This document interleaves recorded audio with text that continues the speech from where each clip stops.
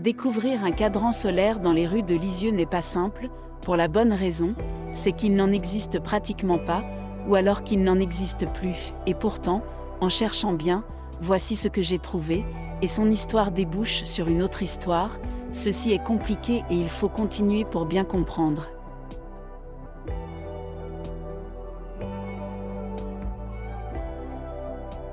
J'habite à Lisieux, là où j'ai installé mon atelier d'artiste peintre. Ce cadran solaire est placé assez haut, au-dessus de mon second atelier au fond du jardin.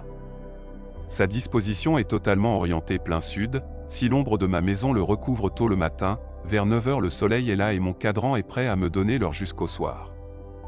Son aspect décoratif est comme un bas-relief sculpté et se marie fort bien avec la fontaine adossée au mur. Et je vous assure qu'il me donne l'heure exacte.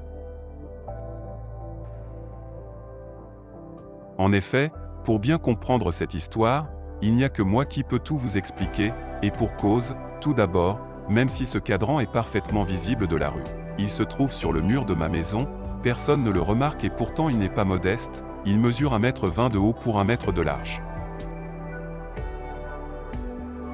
Cet après-midi le temps était au beau fixe, j'en ai donc profité pour grimper sur mon échelle et lui faire une bonne toilette. Son aspect assez identique à un bas-relief était là soumis aux intempéries et à la pollution de la ville. Lisieux est une cité très animée et le cœur d'un trafic routier extraordinaire en densité. Donc brossage pour nettoyer et éliminer les mousses, et restauration dans sa blanche couleur pierre. Toutes les œuvres ainsi exposées doivent être entretenues, c'est une simple question de respect.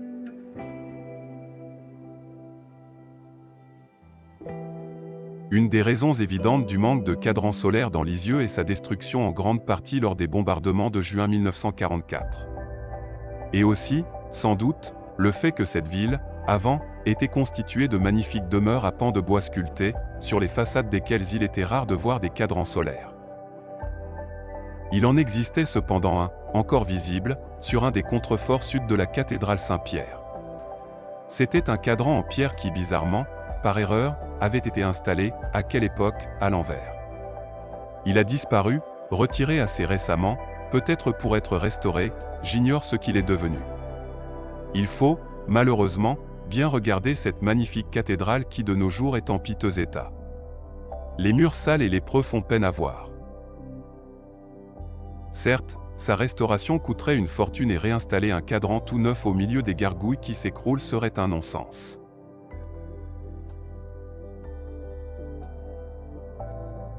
Le fronton sculpté représente, en bas-relief, un médaillon avec monogramme, non pas un chiffre de noblesse, initiale entrelacée, soutenu par 2 lions affrontés. Simple fantaisie d'artiste. J'en profite pour vous expliquer que ce grand cadran en excroissance est solidaire du mur porteur, il est constitué d'une structure en sable et chaud dans l'épaisseur de laquelle les motifs ont été sculptés ou gravés. L'aspect ancien, usé et patiné par le temps est en fait une habile reprise composée d'après une histoire.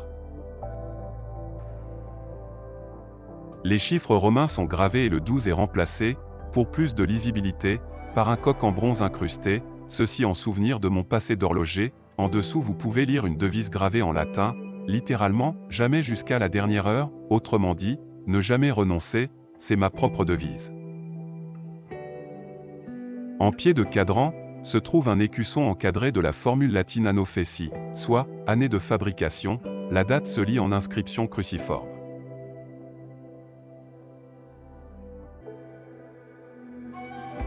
Ce cadran méridien assez simple comporte les courbes des solstices, permettant de lire la date. Le style, appelé aussi gogmon, est ici triangulaire, il projette ainsi une ombre plus lisible. Il est constitué d'une pièce métallique plate dont l'arête supérieure inclinée est parallèle à l'axe de la Terre du lieu, c'est donc un style polaire. Le tracé des lignes horaires varie en degrés, écartement d'angle, selon l'écart par rapport au midi solaire dont l'ombre se confond alors avec sa ligne verticale.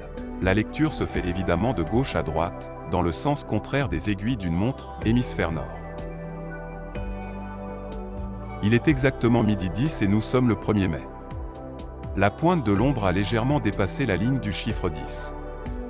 Compte tenu du décalage qui nous est imposé pour l'heure d'été, il convient ajouter 2 heures à l'heure solaire vraie pour obtenir l'heure légale au méridien de Greenwich, c'est simple. Ce cadran est orienté exactement au sud. Pour tracer correctement les lignes horaires et la position du style indicateur, il faut bien calculer. Ce n'est pas un banal objet de décoration comme un nain de jardin, il faut donc connaître la longitude et la latitude exacte. L'altitude aussi est utile. Placer le style à l'endroit exact et dans son angle précis est primordial. Ce n'est pas extrêmement complexe et c'est passionnant à réaliser. Je ne vais pas vous faire un cours de gnomonique, l'art des cadrans solaires, vous trouverez tout sur Internet.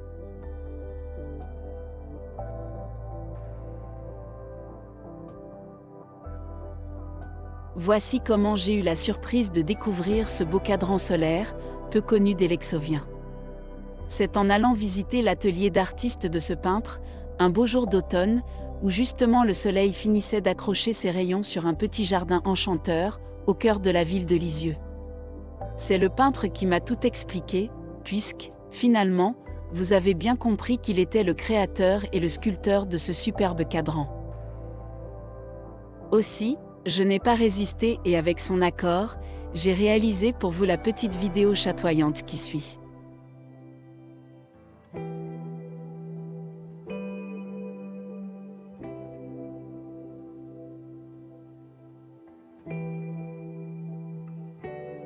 Et maintenant, je vais vous faire entrer dans un autre monde.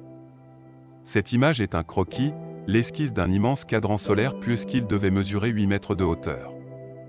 L'idée était de le réaliser en terre cuite polychrome, il devait décorer la façade du collège Pierre-Simon de la Place en construction sur les hauteurs de Lisieux. Ce savant homme étant un mathématicien, astronome et physicien réputé, le choix de ce cadran solaire était logique et judicieux. L'artiste qui devait faire cette œuvre importante était le sculpteur de Solesmes, Claude Gruère aidé de son épouse Marie-Madeleine. Ce bas-relief devait parachever un magistral parcours artistique et culturel dans la nouvelle ville de Lisieux, mis en place entre 1966 et 1977. Hélas, la ville ne voyait aucune utilité à un cadran solaire pour les collégiens, et le projet fut refusé au bénéfice d'une installation contemporaine en acier Corten rouillé, qui coûta d'ailleurs plus cher. Ceci m'amène tout naturellement à vous faire découvrir une curiosité artistique monumentale dans Lisieux, aujourd'hui à l'agonie, un trésor d'une vingtaine de bas-reliefs laissés à l'abandon.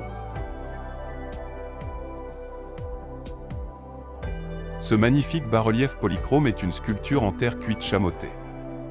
C'était le plus beau jamais incrusté dans les murs de Lisieux, en 1977. Aujourd'hui, en 2022, ce n'est plus qu'une ruine à l'abandon, par l'indifférence et la sottise des Lexoviens, un vandalisme culturel sans précédent. Je vais vous en expliquer les raisons.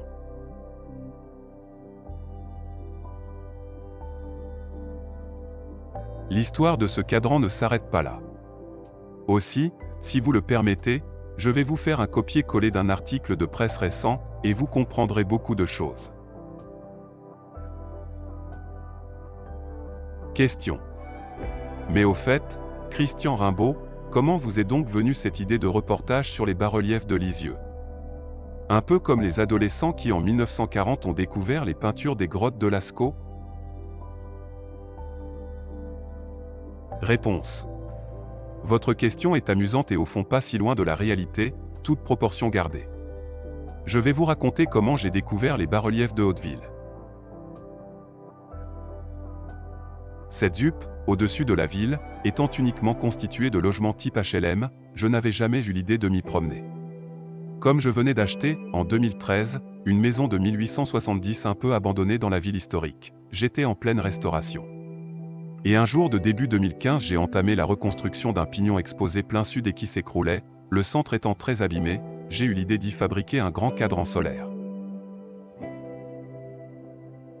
J'ai donc fait le tracé précis sur papier avec courbe des équinoxes et j'ai monté un cadre en bois de 6 cm d'épaisseur, que j'ai rempli d'un mortier épais de sable chaud-ciment, et avant blocage du mortier, j'ai sculpté tous les motifs des heures et en fronton un sujet reproduisant un blason imaginaire. Évidemment, j'ai étudié l'altitude et l'orientation précise à la boussole pour positionner le gnomon. Ensuite, j'ai rejointé les vieilles briques à la chaux et peint le dessous en ocre pour raccorder le tout. J'ai patiné mes sculptures pour faire vieux. Et à peine terminé, un de mes visiteurs lexoviens me dit « Tiens, c'est drôle, vous avez fait comme les trucs de Hauteville. Voilà, je suis monté sur la ZUP et j'ai compris. Vous aviez compris quoi exactement? Le premier bas-relief que j'ai trouvé est, selon l'appellation locale, la Grande Parade. En le regardant de plus près, j'ai compris tout de suite d'où venait cette œuvre d'art. Comment ça? À Lisieux, peu de personnes s'y intéressent. Oui, je sais bien, mais j'ai tout de suite reconnu le style du sculpteur de Solesmes, Claude Gruère, un style unique et dont je me sens proche car je suis du même pays que lui, et, coïncidence, j'ai reçu une formation artistique dans le même atelier que lui, celui du sculpteur de Juigné, en face de l'abbaye de Solesmes, Raymond Dubois, chez qui Claude Gruère avait travaillé dans sa jeunesse. Je ne vous comprends pas, vous n'êtes pas du même âge quand même? Et vous n'êtes pas sculpteur que je sache. Vous savez, j'ai à peine 20 ans de moins mais c'est vrai, je ne suis pas sculpteur. Si Raymond Dubois m'a enseigné le dessin dès mes 12 ans, j'ai poursuivi plus tard des études dans le domaine de la peinture, qui finalement est toujours pour moi mon second métier. Ah, nous y voilà, à mon tour je comprends mieux l'intérêt que vous portez à ces bas-reliefs et votre engagement à les faire connaître et même plus, à les défendre. Avouez qu'il y a de quoi se passionner pour ce patrimoine, mais hélas il n'existe pratiquement aucune archive à Lisieux permettant de reconstituer toutes ces œuvres et d'en partager l'aventure avec les Lexoviens, et tous les autres. Alors je cherche, je fouille, j'interroge, et ce n'est pas du tout évident quand on découvre l'état d'abandon de ces bas-reliefs, car ce sont des sculptures qui ont beaucoup souffert depuis 1967 et qui souffriront encore bien davantage dans les années qui viennent. Il est vrai que personne n'en parle beaucoup, mais vous allez m'en dire davantage. Eh bien non, pas pour le moment, je vous donnerai d'ici quelque temps des précisions étonnantes, mais je dois vous quitter, il me reste des photos à travailler pour fignoler mes publications. Revenez donc dans quelques jours. En conclusion, vous faites tout ce travail pour sauver ces bas-reliefs d'une éventuelle destruction. Vous avez tout compris. Mais pas seulement, c'est un témoignage sur le patrimoine de Lisieux. Je considère que ces œuvres d'art doivent être un symbole de notre culture locale contemporaine. Et c'est ainsi que je me suis lancé dans une grande enquête, une étude approfondie, presque un mémoire, qui m'a demandé beaucoup d'énergie.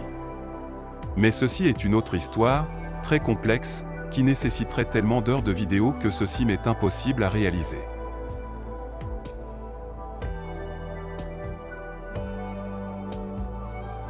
Vous voyez ci-dessous comment à Lisieux, en quelques décennies seulement, on peut laisser à l'abandon une œuvre d'art, dans l'indifférence générale.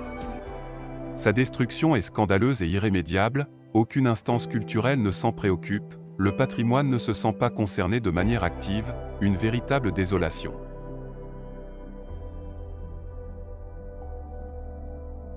C'est exact, mis à part la modestie de ce cadran solaire comparé à l'abondante production d'un sculpteur comme Claude Gruère, l'effet d'une similitude pouvait s'apercevoir.